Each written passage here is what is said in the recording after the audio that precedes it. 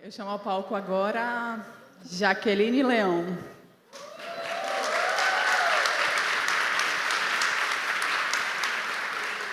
Obrigada, meu amor.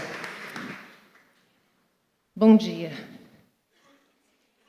Eu tenho certeza que vocês estão compreendendo o que eu falei ontem aqui na nossa roda de conversa, né?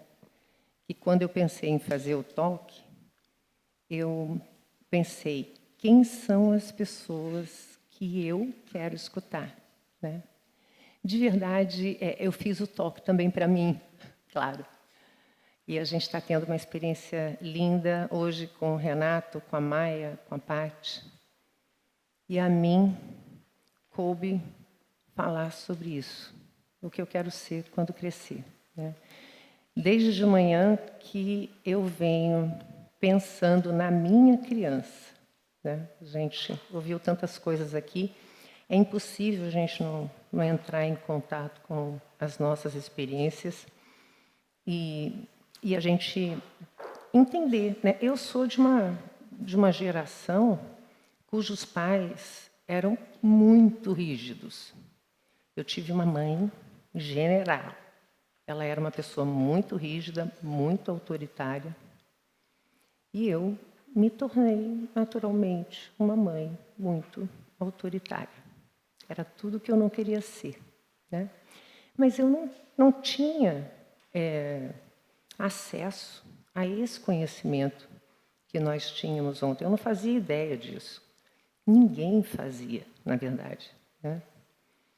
E um dia, a minha filha, de 6 anos, eu pedi para ela fazer alguma coisa, ela disse que eu não ia fazer uma personalidade. Ana Paula, está por aqui. Daquelas. E aí ela endureceu comigo e eu endureci com ela. E ela endureceu mais ainda. E eu endureci mais ainda. E aí eu parei e falei, meu Deus, encarnei a minha mãe. Desceu o santo e eu estou fazendo exatamente a mesma coisa. Felizmente eu busquei uma psicoterapia, né, para trabalhar essas questões. Se eu tivesse tido oportunidade, né, de ter na minha vida essas informações, é lógico que eu poderia ter feito diferente. E aí, essa é a proposta, né? Essa é a proposta do quanto a gente pode fazer diferente. Mas, na própria infância, nós, de uma maneira geral, nós somos levados a pensar no que é que nós vamos nos transformar como adultos. Só que a perspectiva desse crescimento, desse desenvolvimento, é a perspectiva do que é que a gente vai fazer quando a gente crescer, né? Essa é uma frase que eu acredito que a maioria de vocês, na infância, já falou, né? Quando eu crescer, eu quero ser alguma coisa. A minha frase era assim, quando eu crescer, eu quero ser veterinária. Eu adoro animais, então era isso que eu queria fazer da minha vida. Para algumas pessoas, essa resposta, ela acontece e ela segue o seu caminho. Para algumas pessoas é muito fácil encontrar um caminho onde ela vai se tornar alguém. Só que esse alguém, ele é, na verdade, alguém que você vai ser como profissional. E a ideia é que é em volta disso que nós vamos construir uma vida, né? É assim que a gente entende quando é criança. Quando eu crescer, eu vou ser uma veterinária, e aí eu vou ter uma família, eu vou poder casar, eu vou poder ganhar dinheiro, eu vou poder, enfim, né? Para algumas pessoas, essa resposta é mais difícil, né? Eu fiz essa pergunta durante muito tempo na minha vida. E para resolver quem eu queria ser quando eu crescesse, eu passei por vários lugares. Eu não me tornei uma veterinária porque eu fui assistir uma aula e eu entendi que seria impossível, por exemplo, dar uma injeção num gatinho. Óbvio que não, né? A minha relação era outra. Eu não ia conseguir fazer isso. Hoje eu tenho 4 cachorros e 3 gatos, né? Eu não fui veterinária, mas eu sigo amando os animais. Bom, e aí eu continuei me perguntando, e aí, o que eu vou ser quando eu crescer? E o meu irmão mais velho, ele fazia arquitetura. E eu via fazendo maquetes em casa. E, lógico, ele era meu ídolo. Então, eu fui para as bancas da UNB. Eu nasci em Brasília. Só, gente, que eu me deparei com números que não fechavam nunca. E aí eu entendi que não era isso que eu queria ser. E aí eu me mudei de Brasília, fui morar em Londrina, no Paraná. E meu irmão mais novo, ele era jogador de basquete. E ele jogava, gente, com o Oscar. Eu tenho certeza que vocês sabem quem é o Oscar. Um ídolo, né? E eu achava aquilo maravilhoso. Eu falei, meu Deus, Oscar. E se eu for jogadora de basquete e eu jogar, sei lá, com um ídolo qualquer, com alguém super importante? E aí eu fui fazer, gente, educação física. Quem me conhece sabe que eu jamais poderia ficar naquele lugar. Nunca. A única cesta que eu fiz na minha vida foi contra. E eu queria muito que isso fosse uma piada, mas foi um mico mesmo. Não fiquei naquele lugar, né? Mas eu continuava com essa pergunta porque o que eu entendia e a mensagem que era passada para mim era o seguinte: você precisa encontrar um lugar no mundo. E eu estava buscando meu lugar no mundo. Depois desse fiasco, como eu gosto muito de escrever, eu pensei, puxa, eu vou ser jornalista. Essa é a minha profissão. E aí eu entrei de novo na universidade, fui fazer comunicação, jornalismo. Só que eu descobri que eu não ia escrever o que eu sentia. Eu ia escrever o que o outro quisesse que eu escrevesse. E eu falei, não, esse também não é o meu lugar. Eu quero escrever, continuo escrevendo, mas eu só escrevo o que eu sinto. E é claro que esse caminho, ele começa a ser percorrido muito, muito, muito cedo, né? A gente, de uma maneira geral, a gente entende que para a gente encontrar um lugar no mundo, a gente precisa ter, naturalmente, uma jornada acadêmica, né? Que começa aos 2 anos de idade hoje, né? Uma criança entra na escola.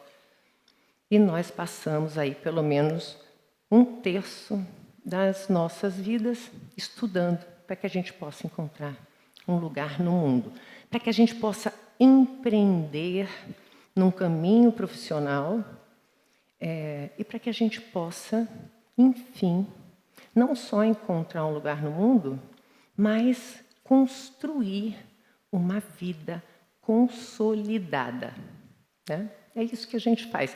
É claro que esse caminho não necessariamente precisa ser acadêmico, né? Eu já fiz muitas coisas que não teve absolutamente nada a ver com meu currículo acadêmico. Eu já fui produtora de moda, eu já abri empresa para desenvolver material didático para as escolas construtivistas. Eu já fiz um monte de coisa, mas sempre pensando nisso. Eu quero encontrar um lugar no mundo. E não era só encontrar um lugar no mundo. A mensagem é assim: você tem que encontrar um lugar no mundo para que você seja alguém, né? Então, ser alguém era encontrar esse lugar. Para mim, foi um problema existencial, porque eu não encontrava esse lugar. Até que um dia eu tive uma experiência super interessante e descobri que o meu lugar era aqui onde eu estou hoje, né? Eu descobri a psicologia de uma maneira inesperada. Fui fazer um curso no Sebrae, o Empretec. Eu sou uma pessoa empreendedora, sou por natureza empreendedora. E aí fui assistir uma palestra e a pessoa que trouxe o palestrante, que eu nem lembro mais quem é, disse assim: eu fiz um curso que mudou a minha vida. Eu fiz o Empretec. É um curso lá do Sebrae. E eu, no outro dia, liguei para o Sebrae e a pessoa falou assim: está começando o curso e tal, você quer ver? Eu não sabia nem o que era. E fui e fiz. E nessa experiência, eu decidi voltar para a universidade e fazer psicologia. Quando isso aconteceu, eu já tinha 37 anos, eu já estava casada, eu já tinha 2 filhos.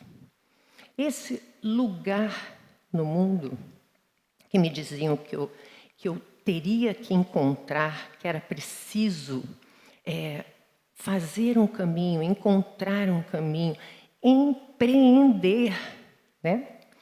Porque o que é empreender? Empreender é a gente encontrar uma possibilidade, né? A gente investir nisso, fazer um planejamento e executar esse planejamento, né?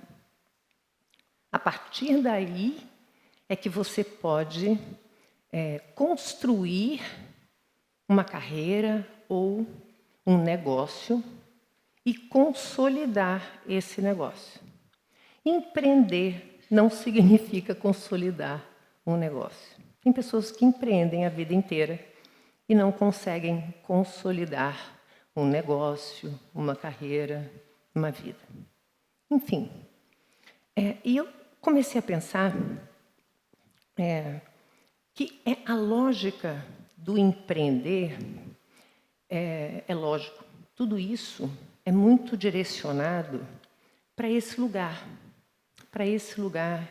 de encontrar um lugar no mundo, né? Quando, na realidade, o que nós buscamos é encontrar o nosso lugar no mundo. Foi isso que a psicologia trouxe para a minha vida. Eu não encontrei um lugar no mundo, eu encontrei o meu lugar no mundo. Mas é interessante que quando a gente pensa sobre a nossa própria vida, nós não pensamos a partir dessa lógica, de que nós precisamos empreender nas nossas vidas.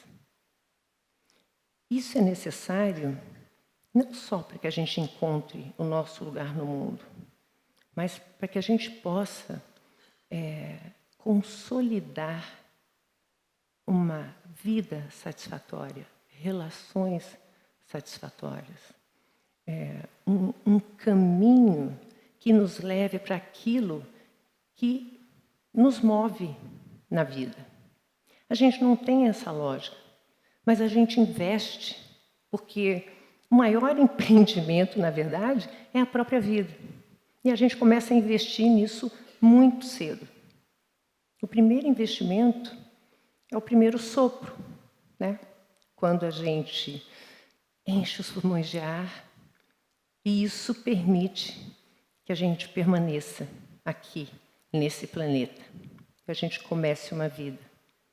O segundo é o choro, que anuncia a nossa chegada. E a partir daí, a gente segue empreendendo, né? A gente segue buscando oportunidades de explorar o ambiente, de aprender a andar, né? De passar por uma infância que muitas vezes e sempre nos deixa marcas, algumas maravilhosas, algumas nem tanto, né? Mas se a gente começa a pensar na nossa vida a partir da lógica do quanto nós vamos investir, né, nesse grande empreendimento, a gente começa a perceber que encontrar esse meu lugar no mundo depende naturalmente da possibilidade que eu tenha de me encontrar comigo mesma. Né? Eu não estou contando nenhuma novidade para vocês. Até porque a minha proposta aqui não é fazer uma palestra, né? Gente, eu vim para o toque para escutar essas pessoas. Mas a minha proposta aqui é a gente fazer uma reflexão a partir dessa perspectiva, né? O toque é parte de um projeto de prevenção de saúde mental. É claro que o ideal é que ela comece na infância, dentro das famílias, nas escolas. Fica aqui também uma reflexão do nosso papel enquanto psicólogas, né, na possibilidade da gente contribuir mesmo, não só trabalhar, mas contribuir para um mundo melhor. Uma vez, conversando com a Paty no telefone, nós fizemos uma live. E quando terminou a live, a gente começou a conversar, e empolgadíssimas, terapeutas do esquema, né? Quem é terapeuta do esquema que sabe que isso se torna uma paixão, porque é uma abordagem transformadora, transforma as nossas vidas, transforma o olhar para o outro, né? Nos dá um grande susto e nos causa uma grande culpa quando a gente entra em contato com os pais que nós fomos, né? E aí descobrimos a teoria do apego, as necessidades emocionais, e a gente imagina, meu Deus do céu, eu estraguei tudo, né? O negócio não vai dar certo e eu vou precisar resolver isso. Mas a nossa experiência, né, que tem essa perspectiva, é uma experiência de muita transformação. E aí a Paty falou assim, já que a gente pode mudar o mundo. E eu recebi aquilo e falei, nossa, mas isso é verdade. A gente pode mesmo mudar o mundo, né? Todos nós podemos mudar o mundo. A gente começa mudando o mundo à nossa volta. Não, a gente começa mudando o mundo internamente, né? Só a partir daí que a gente começa a mudar o mundo à nossa volta. Então, o que eu quero colocar para vocês aqui é que desse momento, né, desse momento, né, da infância, até a gente chegar aqui, nós percorremos um longo caminho buscando este tal desse lugar no mundo. Mas a grande maioria de nós não para pensar qual é o seu lugar no mundo, simplesmente porque não para pensar sobre si mesmo, né? A gente até pensa, mas rapidamente, porque as demandas são muitas, porque somos muito pressionados para correr, para produzir, né? Para criar filhos saudáveis, limpinhos, lindos, que cheguem na escola com a tarefa bem feita, né?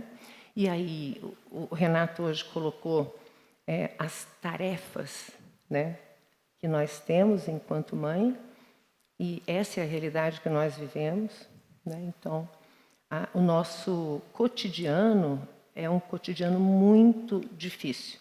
E eu concordo com o Renato quando ele diz que essa relação ela é abusiva, né?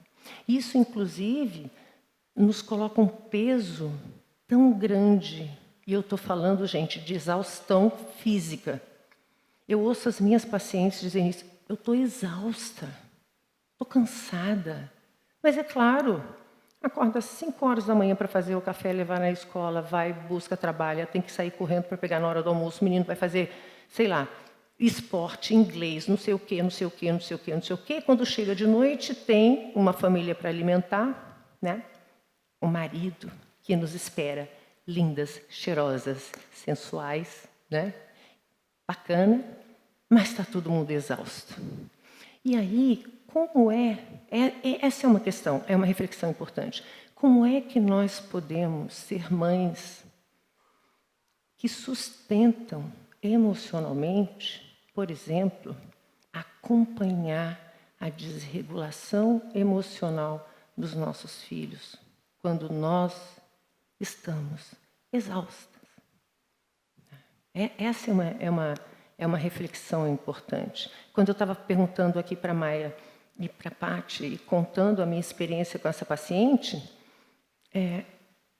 ela tinha acabado de me dizer isso. Eu não aguento mais, eu estou exausta, eu não aguento tantas tarefas, eu não vou dar conta disso. E a verdade é que a gente não dá conta disso mesmo, não. Né? Então, quando a gente para pensar e a gente para entender quais são as nossas necessidades, e não, que lugar é esse no mundo que eu tenho que alcançar, porque a lógica é essa, né? Eu preciso fazer coisas, eu preciso fazer com perfeição, eu preciso produzir muito e eu preciso chegar lá. Esse lá que ninguém sabe nem onde é exatamente, né? Mas nós recebemos os sinais, né? De onde é esse lugar. A gente recebe os sinais através de uma janela que mostra pequenos momentos da vida das pessoas. É quase um conto de fadas. Né? Esse lugar é aquela viagem que alguém fez e está no Instagram, ou é o prato do restaurante tal, ou é a promoção que recebeu não sei aonde, ou o certificado que acabou de receber e por aí vai. Nós estamos muito voltados para isso. Claro que isso tem inúmeras razões, né? Inclusive, o próprio sistema capitalista faz com que a gente funcione assim. E nós funcionamos, todos nós. Né? A questão é a gente parar para entender que o sistema é esse mesmo, né? Mas que nós podemos nos dar limite.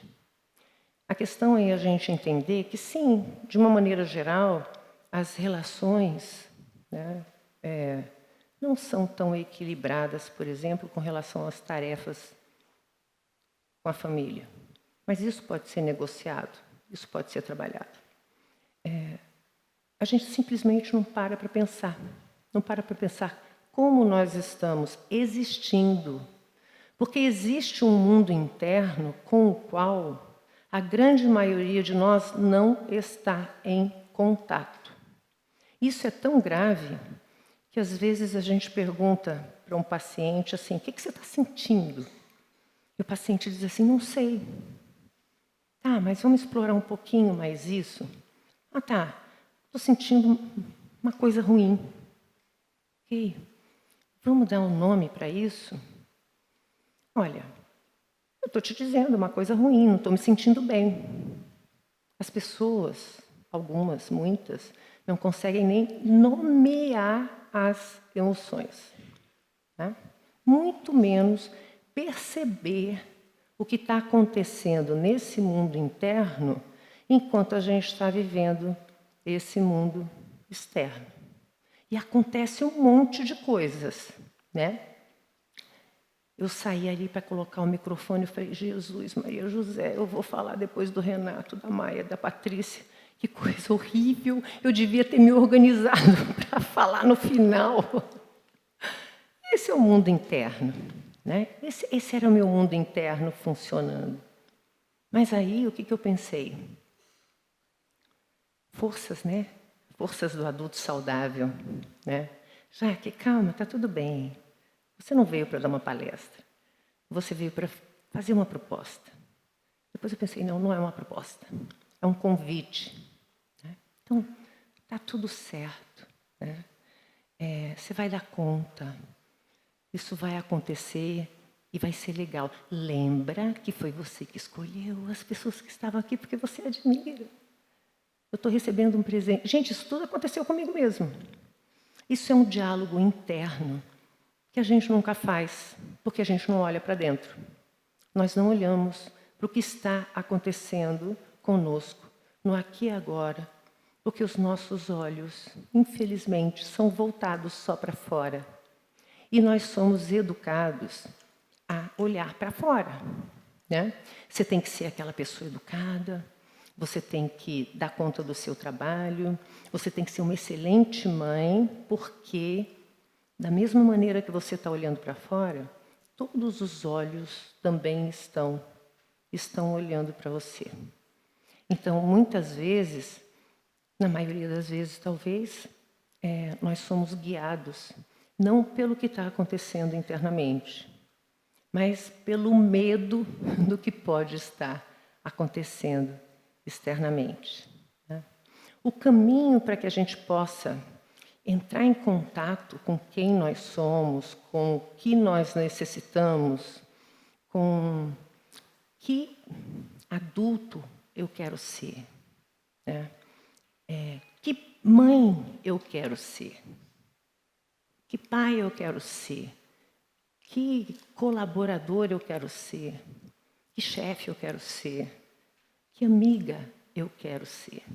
Isso é a construção de um eu que só pode acontecer a partir do momento em que você conhece as suas necessidades, que você conhece os seus valores e que você não busca um lugar no mundo, você busca o seu lugar no mundo. Eu digo sempre uma frase para as pessoas que eu conheço, para os meus alunos.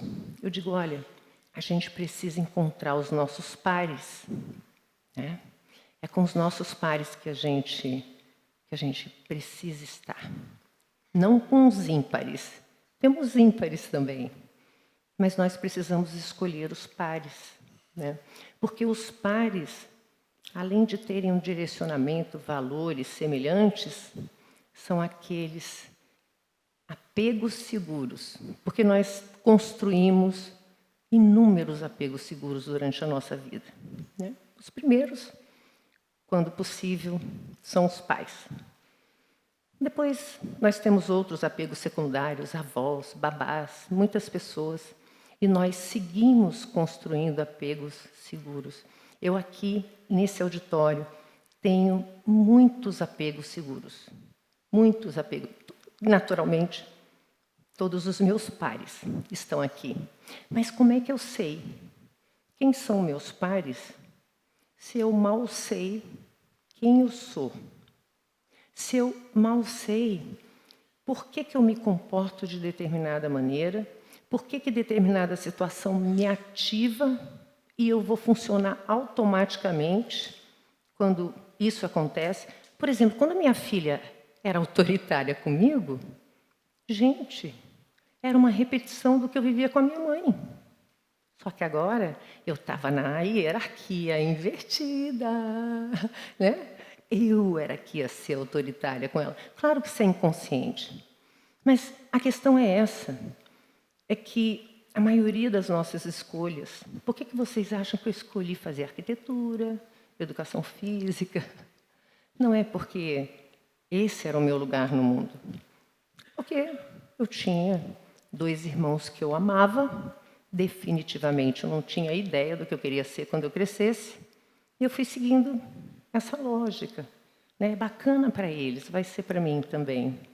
E é isso que acontece. As nossas escolhas, a nossa atenção, a nossa reação ao que nos acontece, a maneira como nós lidamos com os nossos filhos, com os nossos colaboradores, com as pessoas que estão à nossa volta, ela é regida por questões muito mais inconscientes do que conscientes.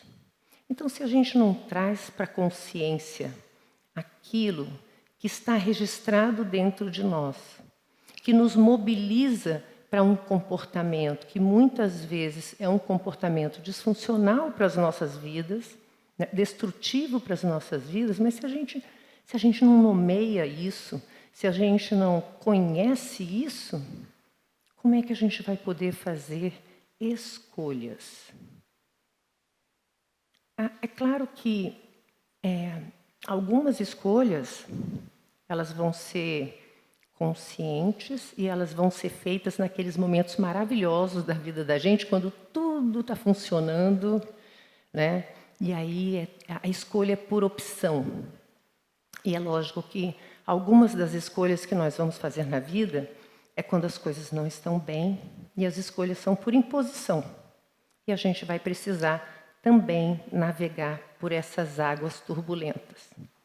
Mas quando a gente tem a possibilidade de conhecer esse mundo interno e compreender como é que nós nos tornamos uma pessoa adulta, né? Quais as nossas experiências, não só as experiências ruins, mas também as experiências amorosas e respeitosas que nós tivemos na infância, porque, por mais trágico que seja a vida, a gente sempre tem uma pessoa curativa, né? Sempre chega aquele primeiro cuidado e ele, naturalmente, salva, pode nos salvar, mas não há outro caminho. O único caminho para que a gente possa empreender nas nossas vidas de maneira a fazer escolhas sempre a lápis, porque os planejamentos eles vão precisar ser refeitos ao longo da vida, é a gente realmente conhecer esse mundo interno, entrar em coragem, né? A Kelly ontem falou sobre as sombras. Quem não as tem? E elas são muito didáticas, muito didáticas. Então, essa viagem para dentro é uma viagem que vai nos trazer a consciência das competências que a gente tem, das habilidades que a gente tem, da resiliência que a gente tem, do que a gente construiu, mas também vai nos trazer a consciência das nossas limitações, das nossas dificuldades. E nós precisamos entender como é que nós fomos construídos e como nós nos construímos. É preciso entender que nós temos escolhas, que quando a gente pode deliberar, ou seja, fazer escolhas, puxa, isso é muito bom, mas que nem sempre é assim. Tem hora que não. A gente vai lidar com o outro lado da vida, que não é mistério, nem é destino, mas que acontece. Nós vamos lidar com aquilo que não deu certo, nós vamos lidar com fracasso, nós vamos lidar com perdas importantes. E é preciso que a gente possa estar preparado para poder ser esse primeiro cuidador do outro. Jamais estaremos prontos. Por isso que o meu convite é de que vocês nunca deixem de fazer essa pergunta. O que eu quero ser quando eu crescer? Porque nós vamos crescer até o último dia das nossas vidas. E nós vamos poder virar a esquina e fazer novas escolhas a qualquer momento que a gente desejar. O toque nada mais é do que um espaço para que a gente possa fazer isso. O toque não é só para profissionais, psis, é também para o público em geral. O toque é um evento que tem como base prevenção de saúde mental. E é claro que é uma oportunidade para que vocês possam receber tudo isso que vocês estão recebendo de maneira a olhar para dentro a partir dessa escuta. Esse é o meu convite. É que hoje, já começamos ontem, né? Mas é que durante esse dia a gente possa fazer essa escolha deliberada de olharmos para dentro. Nós temos aqui a oportunidade de olhar para dentro sobre várias perspectivas e dimensões. Nós vamos falar sobre muitos assuntos. Quando o toque foi criado, o que me fizeram de proposta para falar, porque eu falo muito sobre empreendedorismo, era para eu falar sobre empreendedorismo. E eu não conseguia fazer isso, porque eu não entendia que isso cabia aqui. Claro que é importante empreender na vida, fazer coisas, mas eu comecei a entender que o que eu queria falar é justamente isso. É sobre a gente olhar para as nossas vidas como o maior empreendimento que pode haver.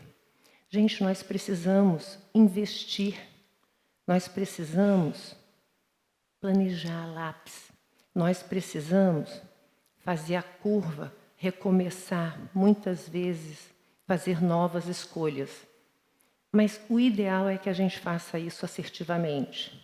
A assertividade é uma força do adulto saudável, né? Mas como ser assertivo se a gente não sabe nem exatamente como a gente funciona, ou que necessidades a gente tem, ou que lugar nós queremos escolher, né? Que lugar é esse que nós queremos estar? para os nossos, para a nossa comunidade, para a nossa cidade, para o nosso país, para a nossa profissão, para os nossos filhos. Então, eu encerro a minha fala reiterando o meu convite, que vocês aproveitem. São momentos especiais que a gente tem na vida, que a gente tem oportunidade para fazer isso. Eu tive uma oportunidade num congresso de abrir a escuta para mim, e essa escuta mudou a minha vida. Porque, às vezes, uma palavra muda a vida da gente. Então, o meu convite é para que vocês mantenham as escutas atentas, não só para o que está chegando, mas para o que está acontecendo aí, nesse mundo interno, para que vocês possam levar daqui algo realmente relevante para vocês. O talk vai ter sucesso para mim se eu entender e souber que ele foi relevante de alguma maneira para todos vocês. Eu espero que vocês tenham um resto de dia maravilhoso.